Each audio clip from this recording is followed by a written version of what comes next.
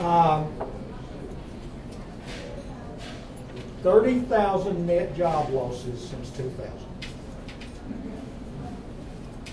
That is 20%. The next highest area of the state in terms of percentage job losses is Rocky Mount at 3%. Okay. I don't know what the unemployment numbers mean, but I do know that our population growth that we had from 2000 to 2010 was in over 45 category. Because the people 18 to 44, dramatic shrinkage in that population. So it may be that we've gotten people who are retired. We all know of people who just quit looking, right? I know that. Breaks my heart, but I know it. Then since we had a slight population increase in that last census, but the Census Bureau now estimates that we've had a 0.5% population decline in this metropolitan area. Most all of the numbers that I give you are going to be metropolitan area numbers. And when Keith said we're all in this together, we truly are. Sometimes it's sometimes it's the Hickory Metro, sometimes it's the Greater Hickory Metro, sometimes it's the Hickory Morganton Lenore Metro, but it's 300,000 of us, and it's the same 300,000.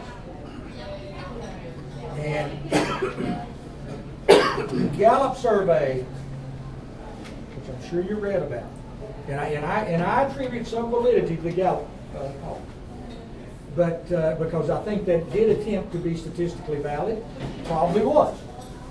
And they said that in terms of, I call it resident satisfaction or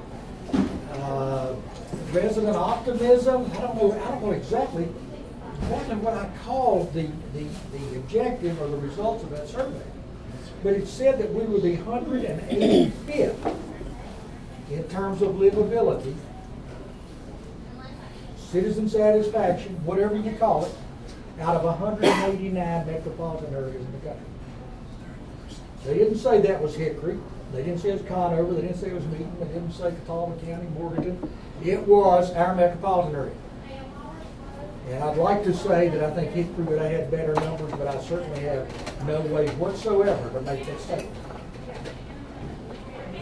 Now, and I am not as magnanimous about the Hickory paper asking folks to call in if they had a gripe and they'd put it on the front page of the paper along with their names, okay? That is not statistically valid. It takes the paper out of reporting the news and into making the news. So I'm not happy with that. However, the truth remains that we've got enough indicators that we need to do something. And we've waited, kind of waited for we waited for a BMW or a Mercedes or Saturn manufacturing facility or some of those things that really brought in so many jobs to some other places. And, that didn't happen, and it may happen, but probably won't. So we've got to do some things ourselves. So what we want to do is we want to boost local morale, have people feeling better about themselves and their community, talking better about themselves and their community.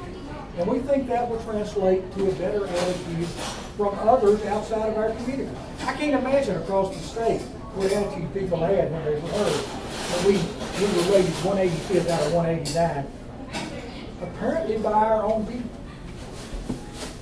I'm sure some people are thinking, that's interesting. Nobody else in the state of North Carolina was anything like that. So we want to beautify. Some of this is beautification. Some of it is